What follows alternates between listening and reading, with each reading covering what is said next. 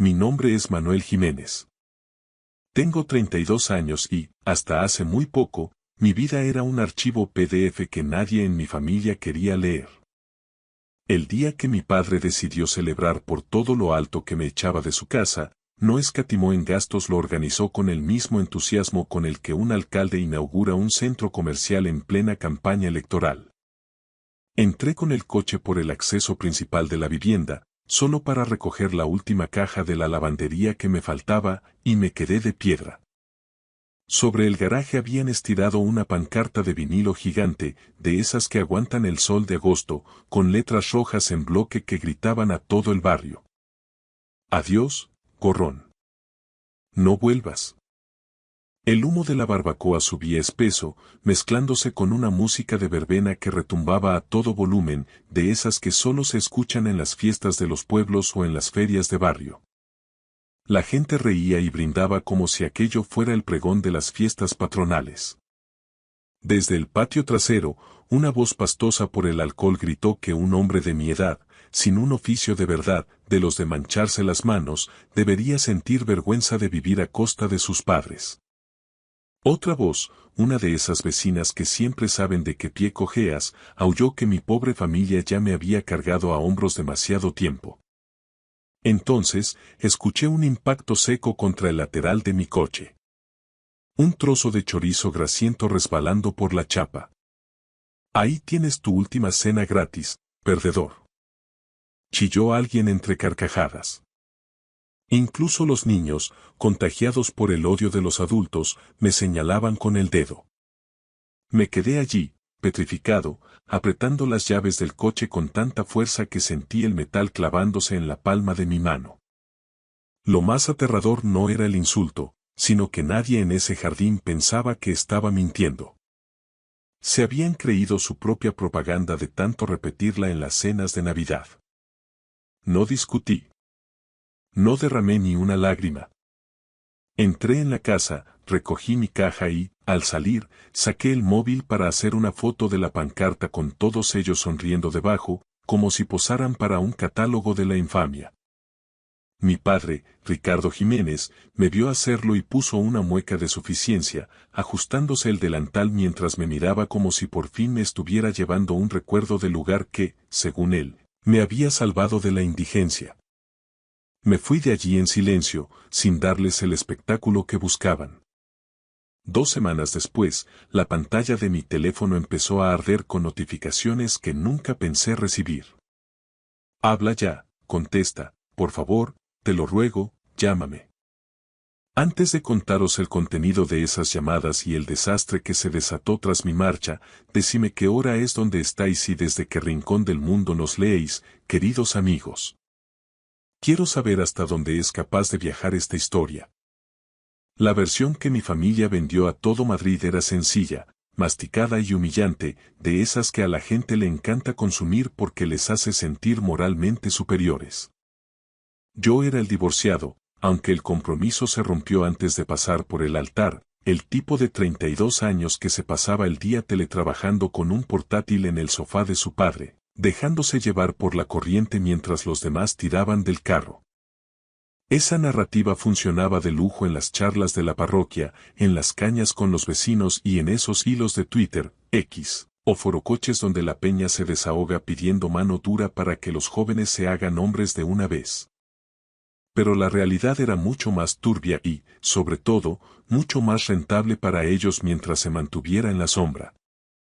Me había mudado de nuevo a casa de mi padre 3 años atrás, justo cuando su empresa de rotulación, Jiménez Rótulos e Instalaciones, empezó a hundirse.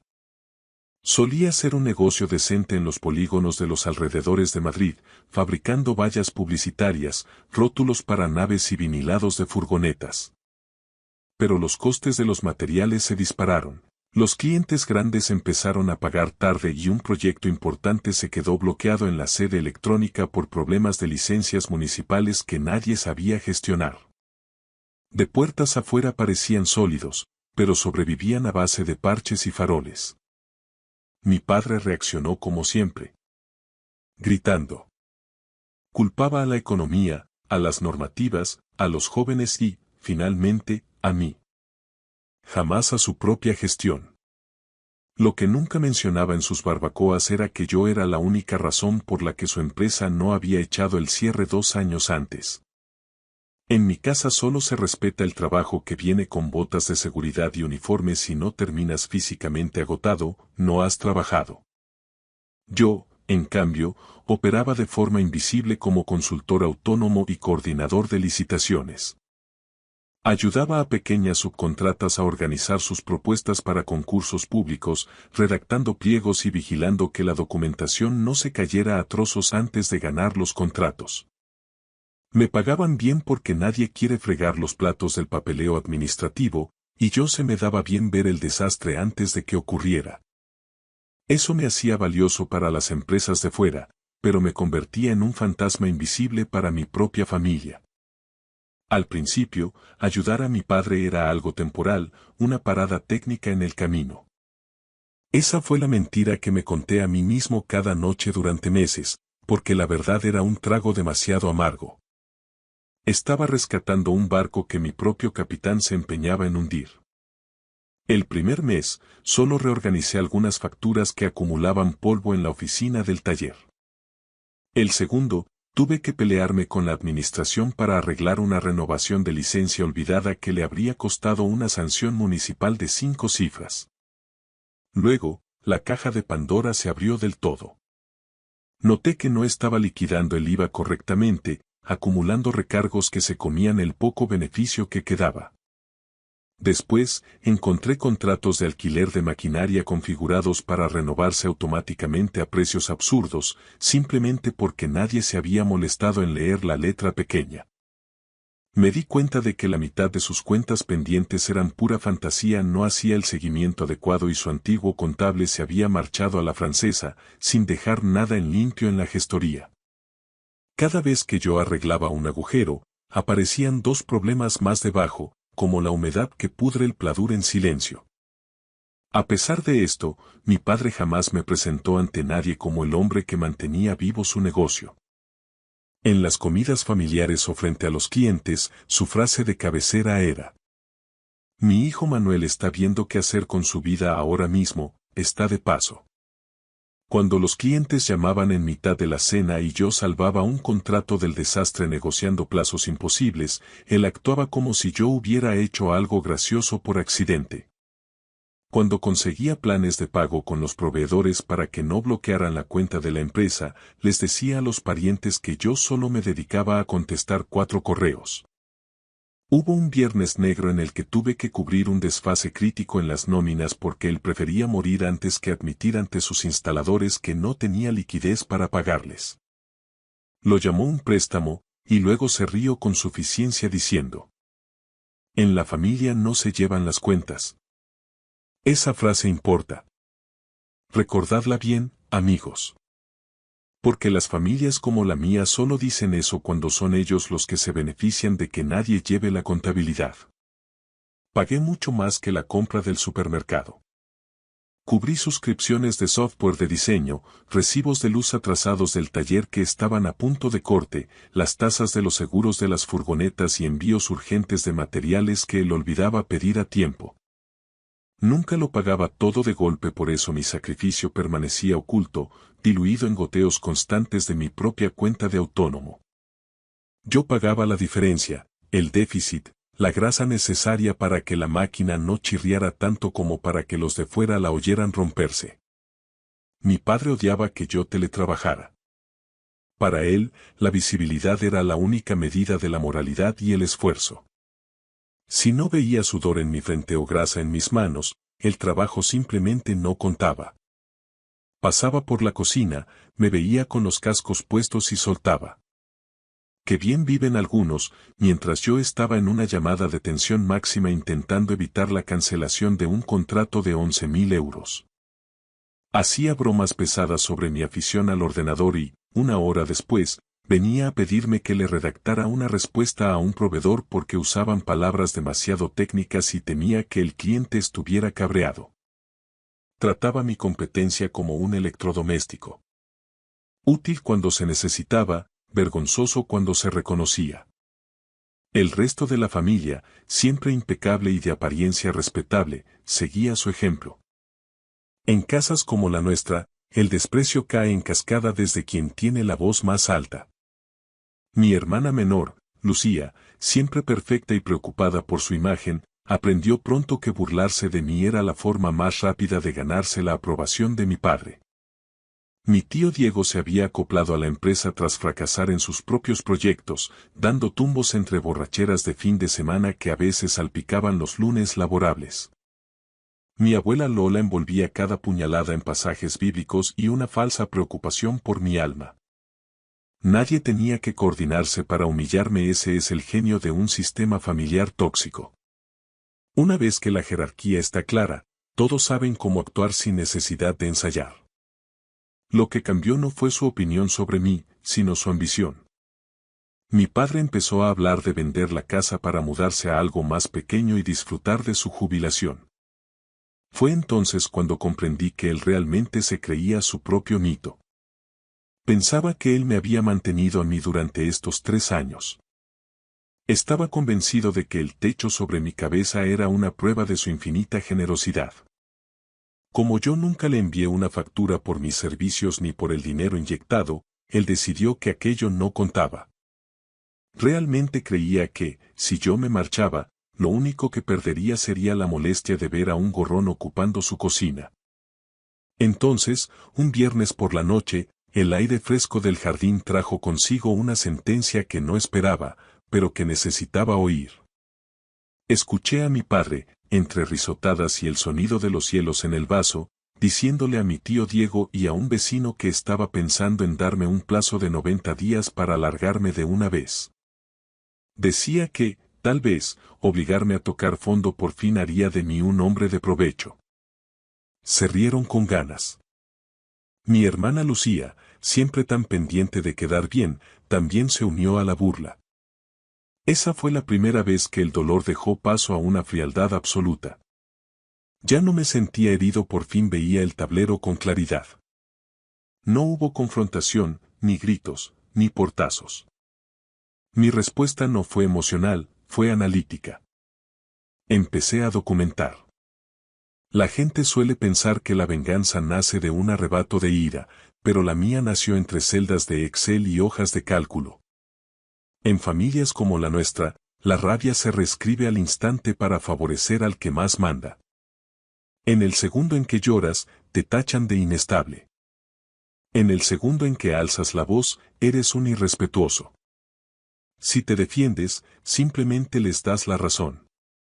Las pruebas documentales, sin embargo, eran el único lenguaje que mi padre no podía interrumpir con sus voces. Así que construí un registro de todo, y no hablo solo de Calderilla. Documenté la dependencia absoluta que tenían de mí. Creé una cronología detallada de los últimos 30 meses. Cada vez que inyecté liquidez para salvar a Jiménez Rótulos e Instalaciones, el movimiento iba directo al archivo. Cada pago urgente de suministros que cargué a mi tarjeta personal, cada renovación de licencias de software de diseño que ellos ni sabían que existían, cada tasa que pagué online porque la sede electrónica del ayuntamiento les habría bloqueado por deudas anteriores. Registré cada transferencia de Bizum para las tarjetas de combustible de las furgonetas. Cada factura que tuve que corregir de madrugada antes de que un cliente importante la rechazara por errores de bulto. Cada paquete de licitación que monté bajo mi propio perfil de consultor porque mi padre se había saltado el plazo de entrega y luego me había rogado que le echara un cable para no perder el contrato. Guardé cada mensaje de WhatsApp donde decía: «Oye, ¿puedes encargarte tú de esta cosita?». Cada nota de voz del tío Diego mendigando un par de cientos de euros para evitar que el banco le embargara la furgoneta un lunes por la mañana. Cada mensaje de mi hermana Lucía pidiéndome que le adelantara el dinero del alquiler porque papá decía que la cosa estaba apretada y prometiendo devolvérmelo después de una promo con una marca en sus redes sociales. Sobra decir que nunca lo hizo. Cuando vi el total después de 3 años, tuve que reclinarme en la silla y respirar hondo frente a la pantalla. No era solo una cifra alta, era una cantidad grotesca. Solo el apoyo directo a la empresa superaba los 112.000 euros, contando el dinero contante y sonante y las pérdidas catastróficas que evité gracias a mi gestión. El apoyo personal a los caprichos de la familia elevaba la cifra a niveles absurdos. Es difícil calcular el valor de evitar que un negocio familiar se ahogue en su propia estupidez administrativa o el de detectar un aviso de Hacienda antes de que el Estado congele hasta la última cuenta. Cada cena tranquila que disfrutaron salió de alguien que se quedaba despierto hasta las 3 de la mañana arreglando lo que ellos rompían por pura negligencia. Aún así, imprimí los números. Por esa misma época, me llegó una oferta de un cliente habitual de Barcelona. No era un puesto fijo tradicional, pero era un contrato de larga duración con la estabilidad suficiente para mudarme, alquilar mi propio espacio y dejar de construir mi futuro rodeado de personas que solo me querían cuando era útil y, sobre todo, invisible. Firmé el contrato y di la señal para un apartamento de un dormitorio en las afueras, un sitio modesto pero mío. No se lo dije a nadie. Alquilé un guardamuebles cerca de la autovía y empecé a sacar mis pertenencias por lotes, de forma tan gradual que nadie en casa se percató del vacío. Ropa de invierno una semana, libros la siguiente. El equipo de cocina que yo mismo había pagado. Incluso el monitor profesional de alta gama que mi padre probablemente pensaba que había aparecido por arte de magia en mi escritorio. Quizá parezca algo calculado y frío, lo era. Cuando creces en un entorno donde cada límite personal se convierte en un debate agotador, el secreto deja de ser deshonestidad para convertirse en oxígeno puro. Mi padre se me adelantó con su discurso formal de desalojo por apenas 6 días. Me acorraló en la cocina un martes por la mañana, mientras yo revisaba unos documentos de cumplimiento de proveedores. Me dijo que me quería fuera para finales de mes. Usó ese tono engolado de quien espera un aplauso por su propia crueldad. Dijo que lo hacía por mi bien, porque me quería lo suficiente como para dejar de consentirme. Aseguró que ningún hombre respetable respetaría jamás a un tipo que se apoya en su padre a los 32 años. Dijo que le daba vergüenza que los clientes pasaran por la calle y vieran mi coche aparcado allí durante el día. Sentenció que necesitaba un trabajo de verdad, mi propio sitio y un buen choque de realidad. Le miré a los ojos y le hice una sola pregunta. ¿Quieres que me vaya sin más, o quieres tener público cuando lo haga? Él sonrió con esa superioridad que le caracteriza y respondió que, pensándolo bien, quizá ambas cosas serían lo ideal para darme una lección definitiva. Ese habría sido el momento ideal para soltarlo todo, para lanzarle las cifras a la cara y ver cómo se le desencajaba la mandíbula. Habría sido gloriosamente satisfactorio durante unos 10 segundos, pero he pasado años estudiando el mecanismo que mueve a mi padre. Ricardo Jiménez es un superviviente profesional de la realidad. Puede esquivar cualquier hecho si lo escucha en privado. Lo habría reformulado todo, me habría llamado dramático o resentido y, para el almuerzo del domingo, su versión oficial sería que el inestable Manuel intentó chantajearlo después de que él, con todo su amor paternal, lo animara a valerse por sí mismo. No. Si la verdad iba a calar de verdad, necesitaba testigos. O mejor aún, consecuencias tangibles. Me dio de plazo hasta el sábado para despejar mi habitación. Asentí con la cabeza, fingiendo la sumisión de un hombre demasiado avergonzado para discutir. Lo que hice en realidad fue terminar de trasladar todo lo valioso al guardamuebles para el jueves por la noche. El viernes, mientras la casa dormía, ejecuté el apagón. Cancelé los últimos pagos automáticos de respaldo que había vinculado silenciosamente a los suministros de la empresa y a las cuentas de servicios básicos. Eliminé mi tarjeta de crédito profesional del portal de proveedores y envié una notificación formal a la central de suministros advirtiendo que, a partir de ese momento, cualquier pedido de emergencia requeriría la aprobación manual y el pago inmediato de la dirección. También hice algo pequeño pero letal. Envié 2 borradores de facturas vencidas a clientes importantes desde el correo de la empresa, tal y como mi padre me había pedido días antes. Pero esta vez no suavicé el lenguaje, no corregí las faltas de ortografía ni le hice parecer un empresario competente. Simplemente reenvié lo que él me había dictado palabra por palabra, con toda su soberbia y sus formas toscas. Es increíble lo rápido que se evapora el respeto de un cliente cuando tiene que escuchar al dueño de la empresa sin un traductor que le limpie la imagen. El sábado por la tarde volvía por la última caja y me encontré con la barbacoa del infierno. Más tarde, los amigos me preguntarían si la pancarta me había sorprendido. Sinceramente, no. Aquel vinilo gigante era solo honestidad con ojales metálicos. Decía la verdad sobre cómo habían hablado de mí durante años a mis espaldas. Adiós, gorrón. No vuelvas.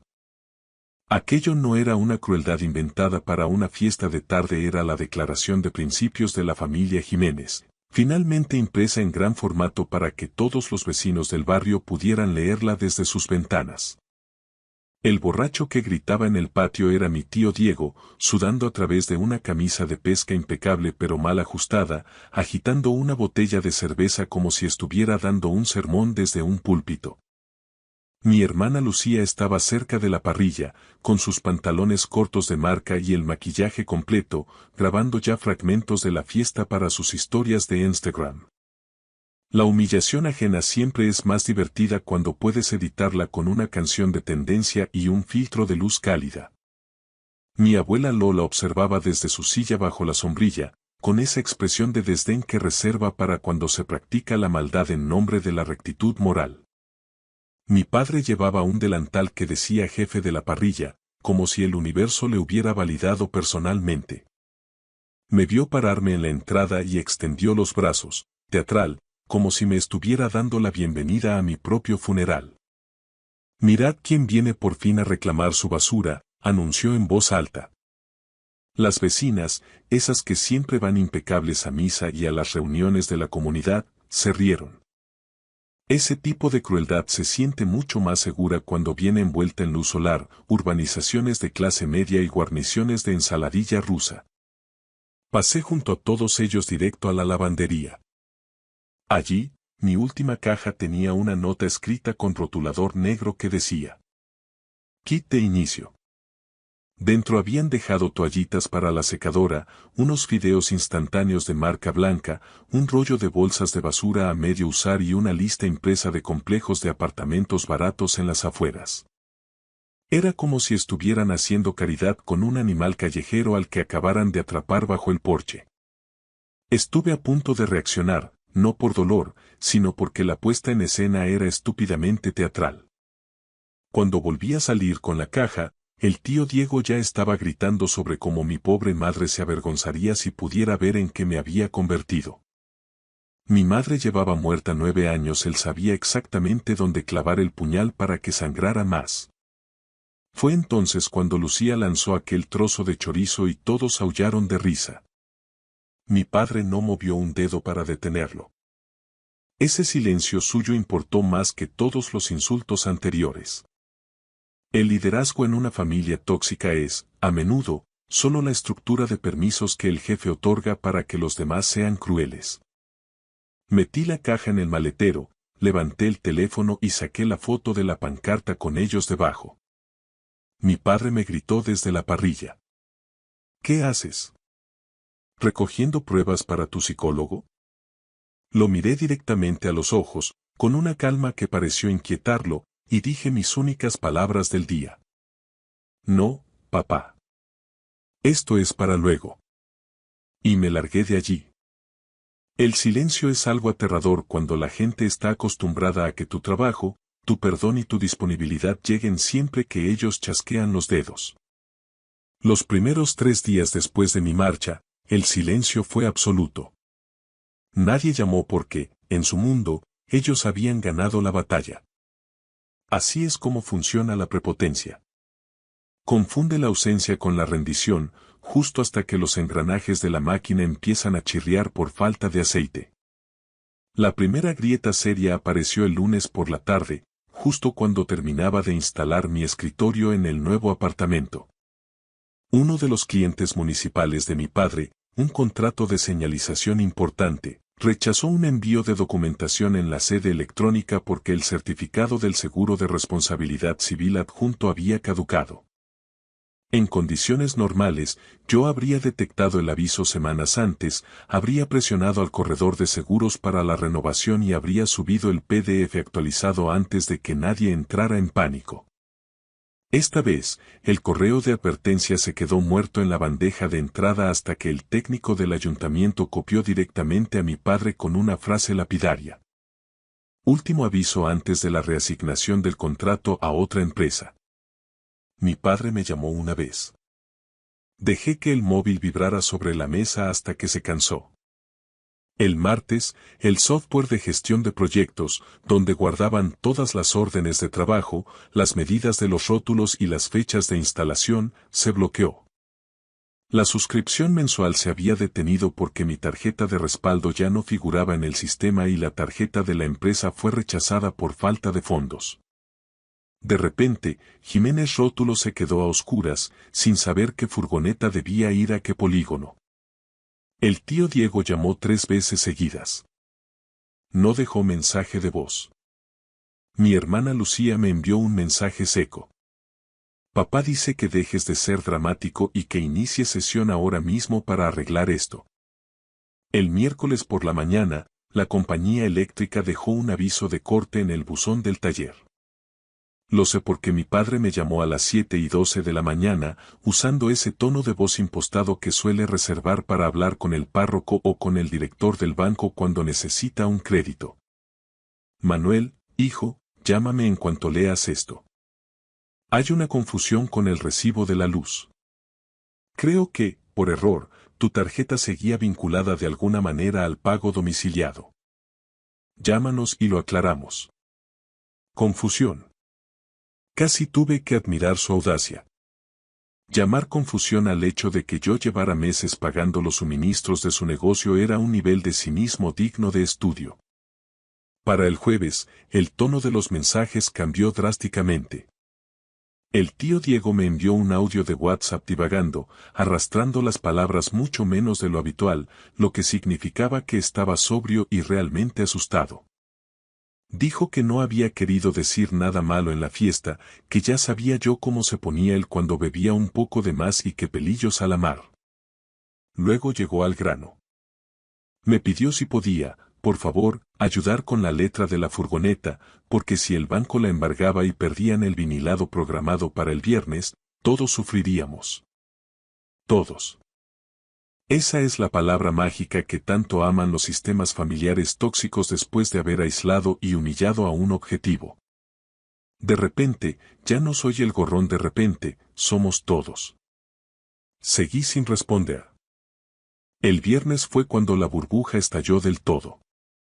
Lucía llamó llorando, lo que me confirmó al instante que el problema había pasado de ser un inconveniente comercial a una incomodidad personal.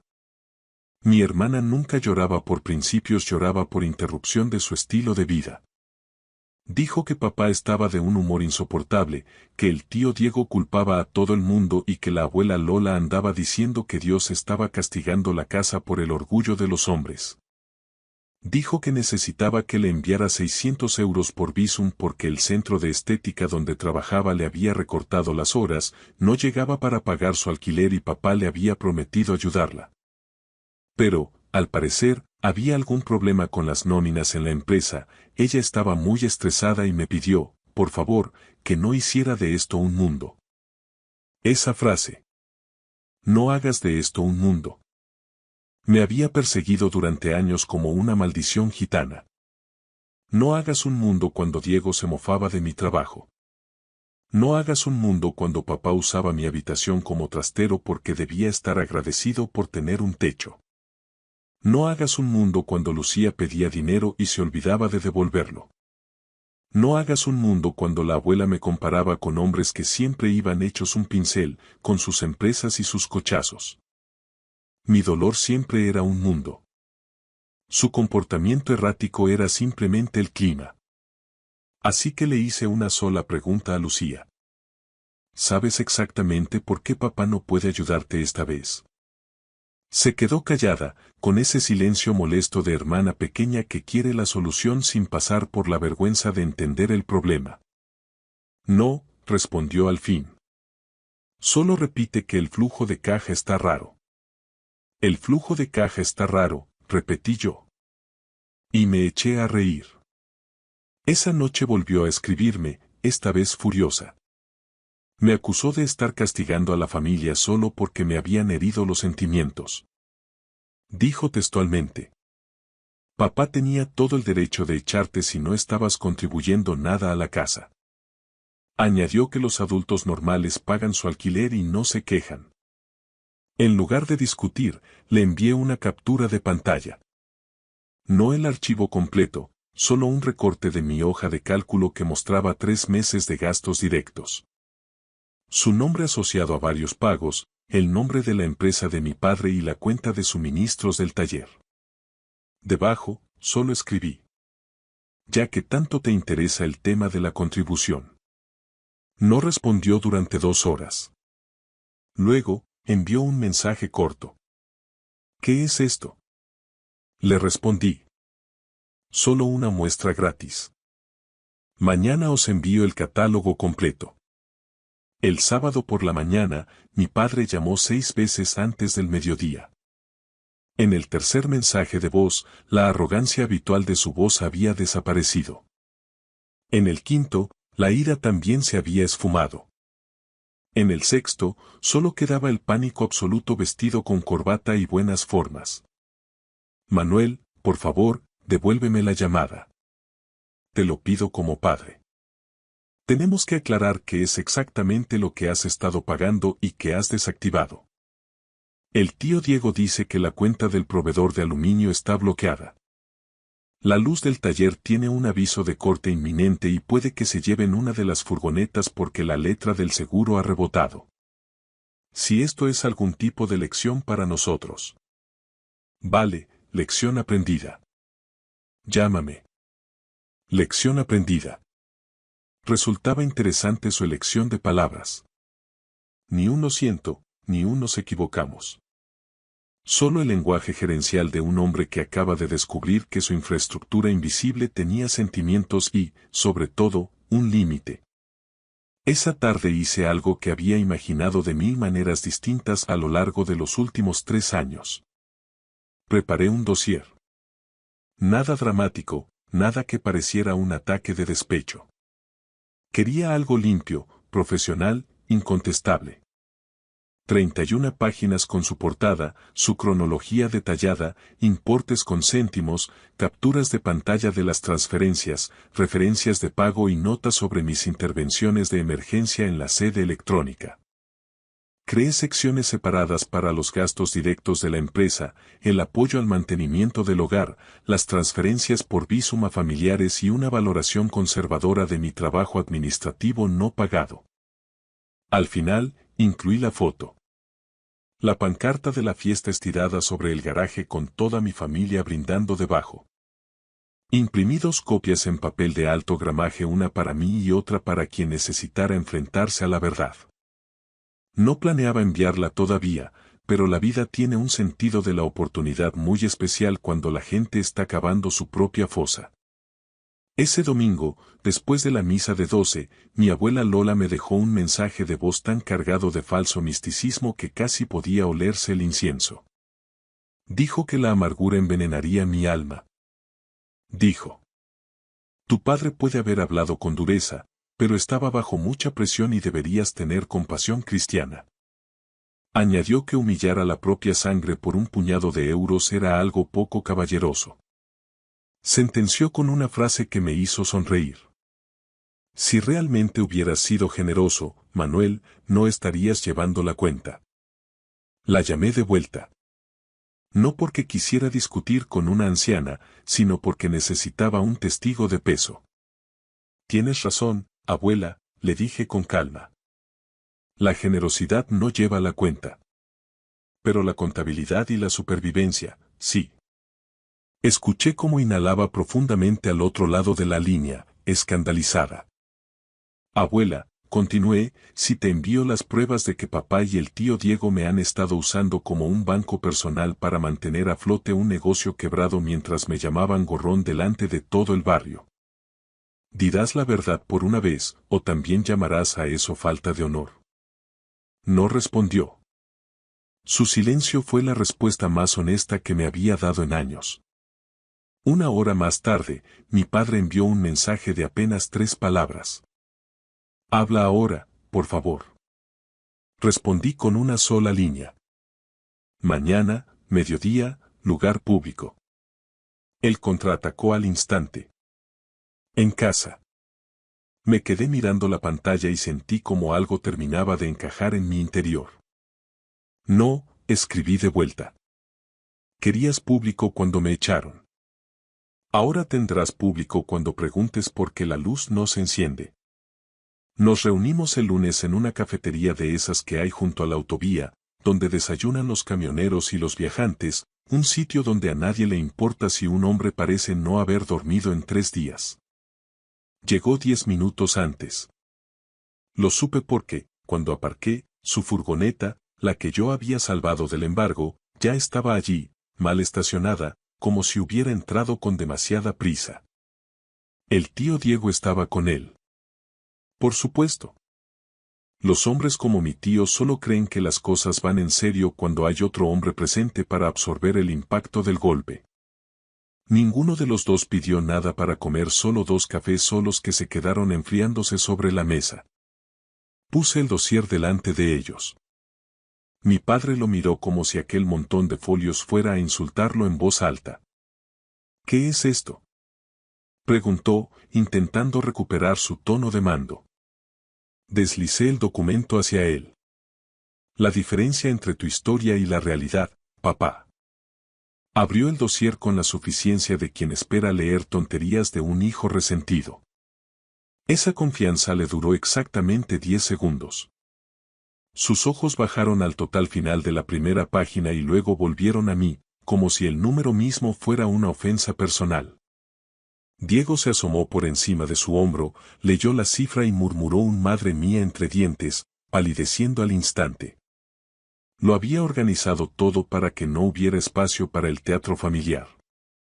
Primero, el total del apoyo directo durante 30 meses. Luego, el desglose. Los suministros de Jiménez, rótulos que cubrí con mi tarjeta, las transferencias personales para que Lucía no perdiera su piso, las sanciones de Hacienda que evité y, finalmente, una estimación de mi sueldo como gestor que nunca cobré. Al final, la foto de la barbacoa. Sin discursos, sin gritos, solo hechos impresos. Mi padre pasó una página con tanta fuerza que casi la rasga. Esto es ridículo. Lo estás inflando todo para hacernos quedar mal. Ah, sí. Pregunté apoyándome en el respaldo de la silla. Señala una sola línea que sea mentira. Señaló una partida de gastos de software. Este programa no era para mí. Era para la oficina. Exacto, asentí. Tu oficina. Tu empresa. Tu beneficio. Pasó otra página, nervioso. Estos pagos de gasolina eran temporales, un favor puntual. 3 meses seguidos, le corregí. Y los 3 fueron después de que me aseguraras que las nóminas de los instaladores estaban controladas. Diego ya estaba completamente pálido, evitando mi mirada. Fue entonces cuando mi padre echó mano del último argumento que le quedaba, el más sagrado. La familia se ayuda, Manuel. Eso no significa que puedas actuar como un cobrador de deudas con tu propio padre. Es una cuestión de valores. Curioso, respondí, bajando la voz.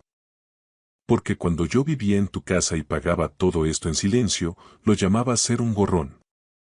Pero ahora que tú eres el que vive de mi dinero y yo pido explicaciones, de repente lo llamas familia. Manuel, escucha, hijo, intervino el tío Diego, tratando de recuperar ese tono de tío enrollado que usa para suavizar sus desastres. Las cosas se dijeron al calor del momento, ya sabes cómo son estas celebraciones. Esa pancarta. No fue más que una broma pesada, un malentendido entre hombres. Sabes perfectamente cómo es tu padre de impulsivo. Lo sé perfectamente, Diego, respondí, clavando mi mirada en la suya hasta que bajó los ojos.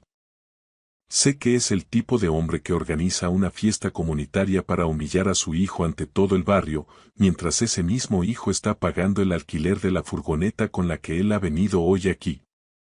Por cierto, ¿ya has pasado por el banco esta mañana? Porque el lunes devolví el último recibo del seguro que tenías domiciliado en mi cuenta de autónomo. Diego se quedó mudo, abriendo la boca sin que saliera sonido alguno. Mi padre cerró el dossier con un golpe seco, como si quisiera aplastar los números que gritaban su incompetencia. Su cara estaba roja, pero ya no era aquel rojo encendido de la barbacoa y el vino era una mezcla pastosa de vergüenza y puro cálculo de supervivencia. ¿Qué es lo que buscas con todo esto, Manuel? Preguntó mi padre con la voz quebrada. ¿Dinero? Sabes perfectamente que ahora mismo la empresa está en una situación que no puedo. No quiero tu dinero, papá. Sé de sobra que no lo tienes. Nunca lo has tenido realmente, solo has tenido mi sueldo camuflado en tus balances para que no saltaran las alarmas de los bancos. Lo que quiero es que leas la última página del dossier. La última.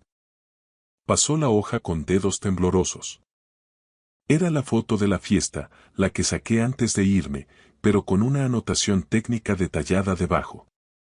En ella desglosaba el coste real de cada elemento de aquella celebración. La carne de la carnicería del polígono, las cajas de cerveza, hasta el coste de impresión de la propia pancarta de vinilo. Todo cargado a la cuenta de gastos que yo alimentaba con el préstamo de emergencia que nunca se dignó a devolverme. Se habían comido mi dinero mientras brindaban por mi marcha. He enviado una copia digital de este documento a la gestoría y al nuevo contable que estás intentando contratar, dije con una calma que me sorprendió a mí mismo. Y mañana, si no recibo una disculpa pública y detallada en el mismo grupo de Facebook y en el chat del barrio donde me llamaste lastre y gorrón, enviaré este PDF a todos y cada uno de los vecinos que estuvieron en esa barbacoa.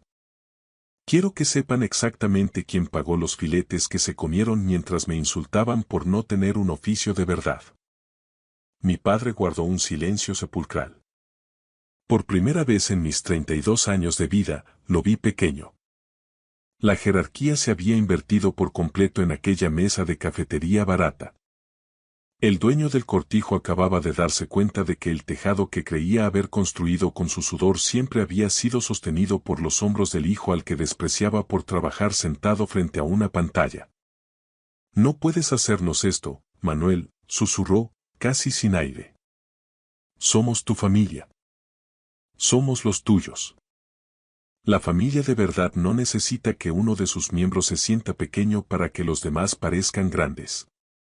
Eso no es amor, papá. Eso es un parásito buscando un huésped. Me levanté sin hacer ruido, dejé el dossier original sobre la mesa como quien deja una sentencia firme y salí de la cafetería hacia la luz del mediodía. No miré atrás ni una sola vez. 2 semanas después, el negocio de Jiménez Rótulos e Instalaciones entró oficialmente en concurso de acreedores. Sin mi gestión invisible, sin mis adelantos de efectivo y, sobre todo, sin mi capacidad para anticipar los desastres administrativos antes de que llegaran las multas, la realidad los golpeó como un muro de hormigón a 100 kilómetros por hora. Mi padre intentó llamarme una última vez, con la voz rota, para pedirme que volviera a casa a salvar lo nuestro, como si todavía existiera un nosotros. No contesté. A veces, la mejor forma de ayudar a alguien a hacerse un hombre, como él decía, es dejar que sea él quien pague sus propias facturas. Queridos amigos, así termina la historia del gorrón que resultó ser el cimiento de la casa. Gracias por acompañarme en este viaje desde cada rincón del mundo. La contabilidad, por fin, está cerrada. Gracias por escuchar la historia hasta el final. Dale like y deja un comentario. Suscríbete al canal y activa la campana para no perderte la próxima historia. Les deseo todo lo mejor. Pasé 3 meses exactos encerrado en mi taller, robándole horas al sueño y dejándome la vista bajo el flexo, tallando a mano un juego de ajedrez de madera de olivo y nogal. Era mi ofrenda para el 60 cumpleaños de mi padre.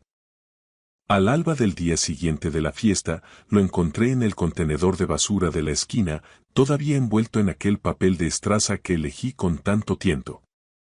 En la muñeca de mi padre, mientras tanto, brillaba un reloj de gama alta, un acero impecable que le había regalado mi hermano Raúl. No dije ni una palabra. No hubo reproches, ni portazos, ni ese drama que tanto gusta en las películas. Simplemente, no volví a aparecer por allí. Me llamo Antonio Ruiz, tengo 32 años y necesito contaros el momento exacto en el que mi brújula interna dejó de buscar el norte en el pecho de mi padre. No fue por falta de amores que comprendí, con una claridad hiriente, que estaba intentando llenar un pozo sin fondo con agua bendita. Mi epifanía no llegó con una de esas discusiones a gritos que rompen la vajilla en Nochebuena, sino con el ruido sordo de una caja de madera golpeando el fondo de un contenedor de plástico. Pero me estoy adelantando. Para entender el peso de ese ajedrez, hay que entender de dónde venimos. Crecí en un pueblo pequeño a las afueras de Jaén, una tierra de olivares infinitos donde el sol de justicia parece endurecer no solo la tierra, sino también el carácter de los hombres. Mi padre, Gerardo, era el prototipo de andaluz de la vieja escuela. Un hombre de pocas palabras y manos callosas que creía firmemente que el respeto y el cariño son galones que se ganan con el sudor, no derechos de nacimiento. Tenía una pequeña empresa de reforma, se había pasado la vida levantando tabiques y doblando el lomo, y esperaba que sus hijos estuvieran hechos de la misma mezcla de cemento y testosterona. Mi hermano mayor, Raúl, me sacaba 3 años y era, a ojos de mi padre, el primogénito perfecto.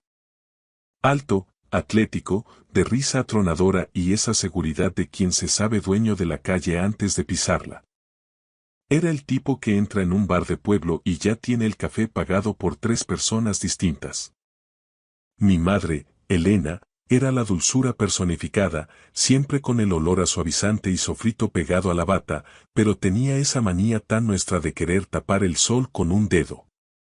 Era la alfombra bajo la cual se barrían todas las miserias y silencios de la familia para que el suelo pareciera siempre brillante. Y luego estaba yo. El raro. El que prefería el silencio de la biblioteca a la algarabía del campo de fútbol. Me gustaba construir, sí, pero mi lenguaje no eran los sacos de arena ni las hormigoneras. Lo mío era la talla. Todo empezó a los 12 años, gracias a mi abuelo materno, Silvestre. Él era un hombre tierno, de los que ya no quedan, que siempre olía a madera de cedro y a ese tabaco de pipa que te envuelve como un abrazo. Silvestre me enseñó que un trozo de madera no es un objeto muerto, sino un escondite. Mi trabajo consistía simplemente en quitar lo que sobraba para encontrar la figura que vivía dentro. Me enamoré de aquel oficio silencioso. A los 16, mientras otros chavales de Jaén salían a beber litronas en el ferial, yo ya fabricaba joyeros con incrustaciones y figuras que dejaban a los vecinos con la boca abierta. Pero en mi casa, aquello carecía de importancia. Era lo que hace el niño para no molestar. Recuerdo que cuando Raúl volvía con un trofeo de fútbol de segunda regional, mi padre le buscaba el sitio de más honor sobre la chimenea, justo al lado de las fotos de la boda. Si yo aparecía con una mención especial de una feria de artesanía por un águila tallada con una precisión quirúrgica, mi padre se limitaba a soltar un "está bien, hijo", sin despegar los ojos del televisor. No es que fuera un hombre cruel, es que trataba mi talento como un capricho infantil, algo similar a coleccionar cromos o jugar con soldaditos de plástico. Un pasatiempo que, según él, se me pasaría cuando me hiciera un hombre de verdad. Mientras tanto, la vida de Raúl se planificaba como si fuera un destino manifiesto. Entró en el negocio familiar en cuanto terminó el instituto.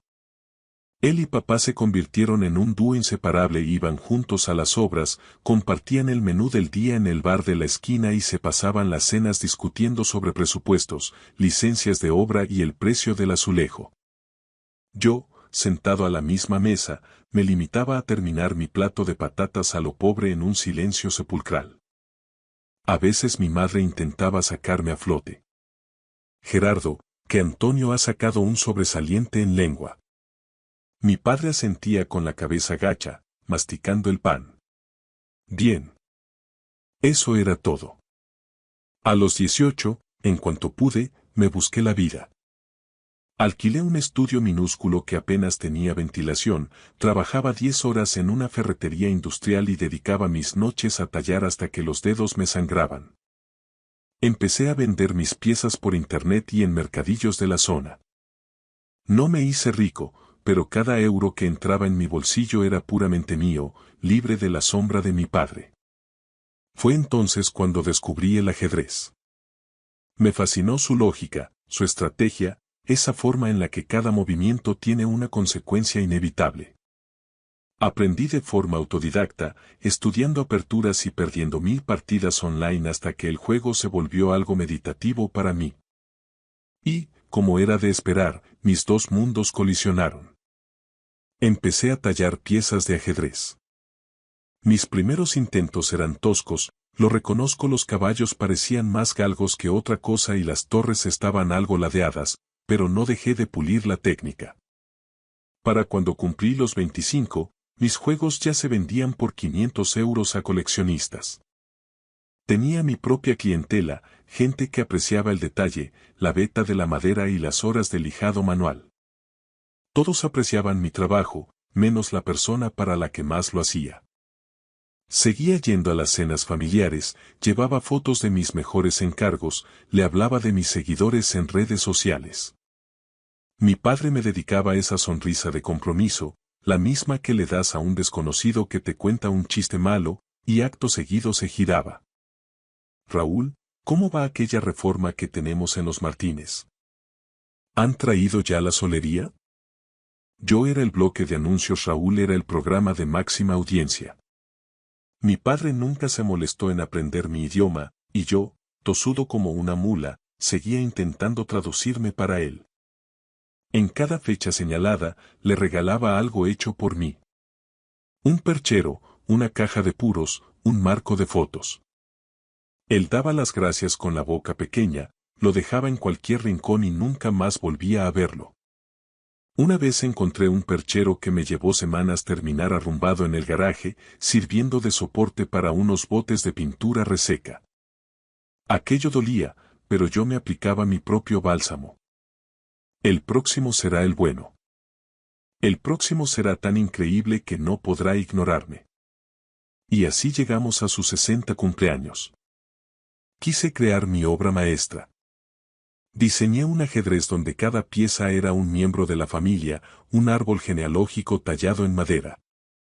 El rey era el abuelo Silvestre, con su porte noble. La reina, mi abuela. Los alfiles tenían los rasgos de mis padres. Los caballos éramos Raúl y yo. Incluso las torres representaban las dos casas familiares. Los peones no eran peones, eran herramientas. Martillos, cinceles, llaves inglesas. Un homenaje al esfuerzo sobre el que Gerardo había construido su vida. Pasé 3 meses sin apenas salir de mi taller. Terminé cada pieza con aceite de linaza, logrando un brillo profundo que resaltaba la veta. El tablero era de nogal y arce, con juntas de precisión que habrían hecho llorar de envidia a cualquier ebanista. Forré la caja con terciopelo azul y puse una placa de latón grabada. Para papá. 60 años construyendo cosas que duran. Con amor, Antonio. Lo envolví con papel de estraza y cordel, buscando ese aire rústico y honesto que tanto le gustaba a él. Llegué a la fiesta con una esperanza estúpida, de esas que te hacen sentir un nudo en el estómago aunque ya tengas pelos en la cara. Mi madre lo había preparado todo. Guirnaldas, tarta de la mejor pastelería de Jaén y una lista de reproducción con Manolo Escobar y Rafael a todo trapo. Había unos 30 invitados, entre vecinos y colegas de la construcción. Raúl estaba allí, presumiendo de su mujer y sus hijos. Yo, como de costumbre, llegué solo, aguantando el comentario de rigor de mi padre. A ver si sueltas la lija y te buscas una mujer de carne y hueso, que te vas a quedar para vestir santos. Un genio del humor, mi padre. Cuando llegó el momento de los regalos, Raúl dio el primer paso. Le entregó una caja pequeña con un envoltorio impecable. Era un reloj, un festina de acero, robusto y elegante. El rostro de mi padre se iluminó como si le hubieran dado las llaves del cielo. Se lo puso al momento, lo levantó para que lo viera todo el mundo y exclamó: «Esto sí que es un regalo. Mi hijo Raúl sí que sabe lo que me gusta». Luego me tocó a mí. Le entregué mi caja, que pesaba por la densidad de la madera. Mi padre la sopesó, la abrió sin mucha prisa y miró el ajedrez. Cogió el rey, el abuelo silvestre, lo miró por debajo como quien mira el precio de un filete, lo volvió a dejar en su sitio y soltó un escueto. Vaya, curioso. Acto seguido, cerró la tapa, dejó la caja en una esquina de la mesa de los restos de tarta y preguntó a voz en grito: «¿Quién quiere otra cerveza?». Esa fue la recompensa a 3 meses de alma. Vaya, curioso. Aguanté 1 hora más por respeto a mi madre. Sonreí a los vecinos y vi cómo mi padre le enseñaba el reloj de Raúl hasta al gato. Luego me fui a casa. Me quedé sentado en la furgoneta, frente a mi taller, con el motor apagado. No lloré, me sentía vacío, como un mueble viejo al que le han quitado los cajones. Pero el golpe de gracia no fue la indiferencia de la fiesta. El verdadero final ocurrió a la mañana siguiente, cuando volví a pasar por su casa para recoger una herramienta que me había dejado olvidada. Regresé a la casa de mis padres a la mañana siguiente, no por nostalgia, sino por un descuido doméstico. Me había dejado la chaqueta de trabajo colgada en el respaldo de una silla de la cocina. Eran apenas las 7:30 de la mañana, esa hora en la que el aire de Jaén aún conserva el frío de la sierra. Pensé en entrar un momento, recuperarla y quizás compartir un café rápido con mi madre si ya estaba trajinando por la casa. Algo de entrar y salir, sin ruido. Pero al enfilar la entrada con la furgoneta, lo primero que me golpeó la vista fueron los cubos de basura. Estaban en la acera, ordenados, esperando el camión que pasaba esa misma mañana. Nada fuera de lo común, hasta que un detalle me hizo frenar en seco. Encima del contenedor de reciclaje, ladeada con un desprecio casi geométrico, había una bolsa de papel marrón. Por un costado asomaba una esquina de papel de estraza, ese tono crudo y resistente que yo mismo había elegido para envolver el ajedrez. Me bajé de la furgoneta con las piernas de plomo. Caminé hacia el contenedor y abrí la bolsa. Allí estaba. Mi ajedrez. 3 meses de mi vida, de mis manos y de mi historia, envueltos todavía, con el cordel intacto. Ni siquiera se había molestado en desatar el nudo después de la fiesta. Simplemente lo había cogido de la mesa de los restos de tarta y lo había arrojado allí, entre servilletas sucias y latas de cerveza abolladas. El camión de la basura roncaba ya a un par de manzanas, podía oír la prensa hidráulica triturando los restos de otros vecinos. En 5 minutos, el rey inspirado en mi abuelo y las torres que representaban nuestras casas habrían sido compactados en un cubo de basura indiferente. Lo recogí. Lo apreté contra mi pecho como si fuera un náufrago y miré hacia la ventana de la cocina. A través del cristal, vi a mi padre. Estaba desayunando su tostada con aceite, tranquilo, con el flamante festina de Raúl brillando en su muñeca. Ni siquiera se percató de que yo estaba allí, rescatando mi dignidad de la basura. Metí el ajedrez en la furgoneta, arranqué y me fui. No cogí la chaqueta. No di los buenos días. No hubo lágrimas ni golpes al volante, solo un silencio absoluto y gélido. Llegué a mi taller, puse el ajedrez sobre el banco de trabajo y me senté en el suelo. Me quedé allí horas, viendo cómo la luz cambiaba de ángulo sobre la madera que mi padre no quiso ver. Esa fue la última vez que pisé aquella casa. No envié un mensaje dramático ni busqué la confrontación. Simplemente me borré del mapa. Mi madre llamó a la semana siguiente para el ritual del domingo. Antonio, hijo, ¿vienes a comer? Le dije que estaba liado. A la siguiente, que tenía un encargo urgente. A la tercera, dejé que el contestador hiciera su trabajo. Con el tiempo, los mensajes se volvieron rutinarios. Tu padre va a encender la barbacoa, te echamos de menos. Yo respondía con monosílabos. Me viene mal, ya veremos. Nunca fui. Raúl me llamó una vez, casi por compromiso. ¿Qué pasa, tío? Dice mamá que estás desaparecido. Le dije que estaba desbordado de trabajo y él, con su ligereza habitual, soltó un bueno, no te pierdas y colgó. No insistió porque, en el fondo, mi ausencia no alteraba el equilibrio de su mundo. Lo que más me dolía, lo que me quemaba por dentro como una brasa de encina, era que nadie preguntaba por qué. Nadie unió los puntos. Nadie se dio cuenta de que me fui de la fiesta para siempre porque, para ellos, yo nunca había estado allí del todo. No puedes echar de menos un mueble que siempre ha estado en la sombra. A las 6 semanas, mi madre se plantó en mi estudio. No venía con las manos vacías. Traía un recipiente de cristal con arroz con pollo, su medicina universal para cualquier mal del alma. Se sentó en mi sofá desgastado y me preguntó qué pasaba, si estaba enfermo o si tenía problemas de dinero. Estuve a punto de soltarlo todo. Las palabras lo tiró a la basura sin abrirlo, mamá me quemaban la garganta.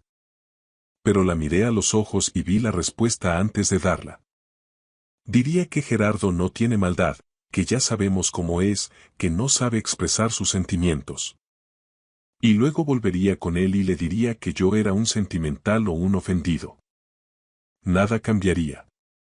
Nunca cambia nada con los hombres como mi padre. Así que mentí. Le dije que el negocio estaba despegando y que necesitaba cada minuto.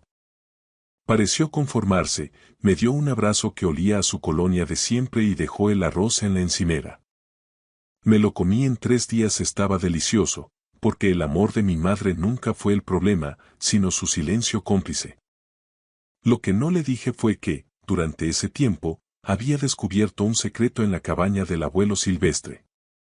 La cabaña llevaba cerrada desde su muerte hacía 4 años y mi madre me pidió que fuera a evaluar qué reformas necesitaba antes de ponerla a la venta. Al entrar, el olor a cedro y polvo me golpeó como un recuerdo vivo. Revisando el fondo de un armario, dentro de una pequeña caja fuerte cuya combinación yo aún recordaba, encontré un fajo de cartas y un documento que lo cambió todo. Era un borrador del testamento del abuelo, fechado en agosto de 2019. Tenía una cláusula manuscrita, clara y rotunda. La cabaña y las 5 hectáreas de terreno debían pasar íntegramente a mi nombre. Para Antonio, decía el texto, porque es el único que ha amado este lugar como lo amé yo, y el único que lo cuidará. Leí esa frase 5 veces bajo la luz mortecina de la sierra. El abuelo me veía. Sabía quién era yo cuando todos los demás me miraban de reojo. Sin embargo, en el testamento oficial que se tramitó, esa cláusula se había evaporado. No sabía si fue una decisión legal, si mi tía Adela lo había convencido de lo contrario o si simplemente fue un error, pero el lugar donde aprendí a ser yo mismo estaba a punto de ser vendido para que mi familia se repartiera el dinero y, cegaramente, para que Raúl tapara algún agujero de su empresa de reformas. Algo se rompió definitivamente en mi interior.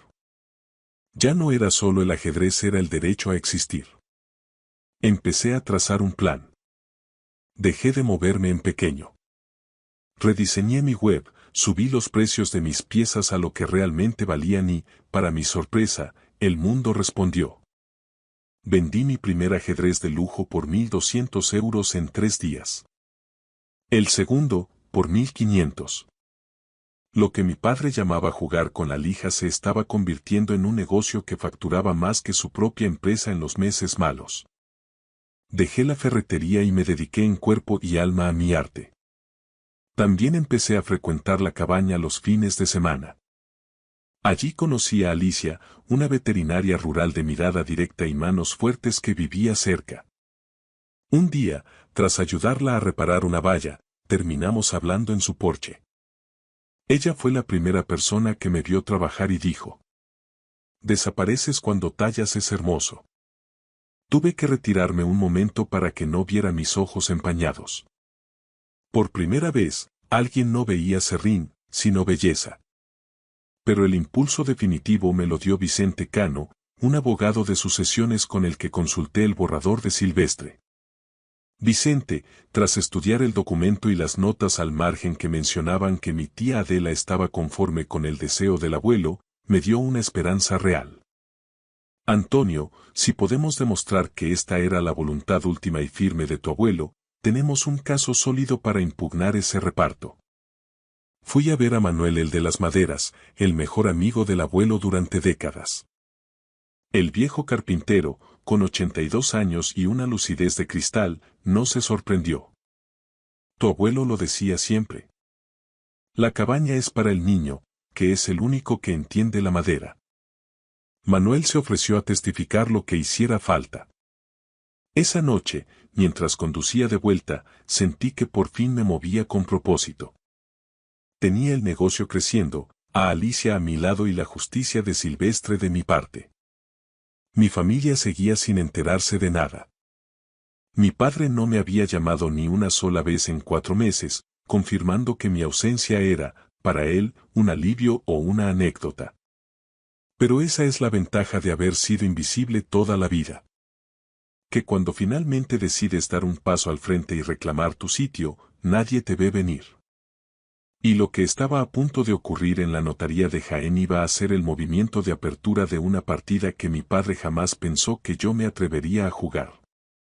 Habían pasado 5 meses desde aquella fatídica noche de cumpleaños.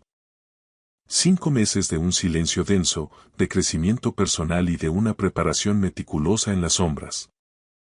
Si creéis en el karma, este es el momento en el que las piezas del tablero empiezan a encajar con una precisión matemática.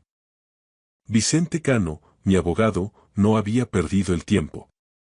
Trabajando con la discreción de un cirujano, logró rescatar el expediente de Julián Maza, el notario ya jubilado que redactó el testamento final de mi abuelo. Lo que encontró allí fue el detonante de todo. Una nota manuscrita en el margen del borrador que confirmaba una llamada de mi madre, Elena. Llamada de Elena. Simplificar el reparto, eliminar legados específicos, dividir a partes iguales. Con esa frase, mi madre no solo borró un trámite administrativo, borró de un plumazo la última voluntad de su propio padre y el único lugar donde yo me sentía a salvo. No sé si lo hizo por maldad o por esa manía suya de no querer líos, pero el resultado fue que me dejó a la intemperie. Mientras la maquinaria legal se ponía en marcha, mi taller sufrió una metamorfosis radical. Una influencer de estilo de vida compró uno de mis juegos de ajedrez y publicó un video que se hizo viral. De repente, mi bandeja de entrada era un hervidero. Pasé de vender piezas en mercadillos a tener una lista de espera de 6 meses y recibir encargos de coleccionistas de Marbella e incluso del representante de un actor de Hollywood. Mi pasatiempo de la lija se había convertido en un negocio de lujo que facturaba más que cualquier obra de mi hermano. Alicia fue mi roca durante ese torbellino. No solo me ayudaba con la logística, sino que me recordaba mi valor cada noche. «Te mereces cada éxito, Antonio», me decía mientras cenábamos en su porche. «No pienso salir con alguien que no sepa ver su propio talento». Aquellas palabras, directas y sin adornos, me daban más fuerza que cualquier trofeo de fútbol que Raúl hubiera ganado jamás. Entonces llegó la llamada de mi madre. Estaba nerviosa, con esa voz quebrada de quien ve cómo se desmorona el castillo de naipes que tanto le costó mantener en pie. «Antonio, ¿qué es esa carta del abogado?» «Esto es un asunto de familia, Hijo, no puedes ir por las espaldas. Me mantuve firme. Le recordé que llevaba meses siendo invisible para ellos y que la familia no me había hecho una sola pregunta real en años. Si papá quiere decirme algo, ya sabe mi número, zanjé antes de colgar. Raúl también intentó intervenir, apelando a la unidad familiar. ¿Vale la pena romper la familia por una cabaña vieja? Mi respuesta fue amarga pero honesta. La familia se rompió hace mucho, Raúl. Tú simplemente no te diste cuenta porque estabas en el lado del que siempre tiraban las fotos. 2 días antes del juicio, ocurrió lo inesperado. Oí el motor de la vieja Renault de mi padre entrando en mi camino. Gerardo se plantó en mi salón con el gesto torcido y el reloj de Raúl brillando en su muñeca. Dice tu madre que quieres quitarle la cabaña, soltó sin preámbulos. Fue entonces cuando solté todo el lastre que llevaba cargando 32 años. Le conté lo del ajedrez en la basura. Le conté cómo rescaté mi alma de un contenedor mientras él presumía de su festina. Por primera vez en mi vida, vi a mi padre quedarse sin palabras. Vi cómo la vergüenza le subía por el cuello, una mancha roja que delataba que, por fin, me estaba viendo de verdad. No sabía que te dolería tanto, balbuceó. No es el ajedrez, papá, le contesté con una calma que me sorprendió a mí mismo. Es que nunca te molestaste en conocerme. La cabaña será mía porque Silvestre sabía quién era yo. Y voy a restaurarla para que sea el mejor taller de España. El juicio fue breve pero demoledor. Mi tía Adela, quizás por remordimiento, declaró a mi favor, confirmando que el abuelo siempre quiso que la cabaña fuera para el niño de la madera. El juez falló a mi favor. La cabaña, el terreno y los recuerdos de Silvestre pasaron legalmente a mis manos. Mi madre lloró de impotencia en el pasillo. Raúl miraba al suelo, y mi padre. Mi padre ni siquiera apareció. Sin embargo, una semana después, recibí un paquete anónimo. Dentro había una foto vieja. Yo, con 12 años, sonriendo con mi primera talla junto al abuelo. En el reverso, con la caligrafía ruda de Gerardo, ponía: debí haber prestado más atención. Ha pasado un año. La cabaña de la Sierra de Jaén está restaurada, con el tejado nuevo y la luz del atardecer entrando a raudales por los ventanales de mi nuevo taller. Alicia y yo nos hemos mudado juntos, compartiendo espacio con 3 perros y un gato que manda más que nosotros. Mi negocio vuela, ya no soy el hijo invisible, sino el artesano del que hablan en las revistas. El juego de ajedrez que saqué de la basura preside la mesa principal de la cabaña. Nunca lo venderé. Se queda allí como un recordatorio, no del desprecio de mi padre, sino de mi propia resistencia. Mi relación con la familia sigue siendo tibia. Hablamos, tomamos alguna caña por compromiso, pero la distancia es real. Mi padre vino una vez a la cabaña, hace un par de meses. No dijo mucho, pero antes de irse, me apretó el hombro con una fuerza que nunca le había conocido. Fue su forma de pedir perdón, o quizás su forma de reconocer que el bloque de madera que él creía inútil había resultado ser la pieza más valiosa de la familia. Ya no necesito su aprobación. Tallo para mí, para Alicia y para la memoria del hombre que oliendo a cedro me dijo: enséñame qué ves ahí dentro. Y cada día, con cada golpe de gubia, se lo enseño al mundo. Gracias por escuchar la historia hasta el final. Dale like y deja un comentario. Suscríbete al canal y activa la campana para no perderte la próxima historia. Les deseo todo lo mejor.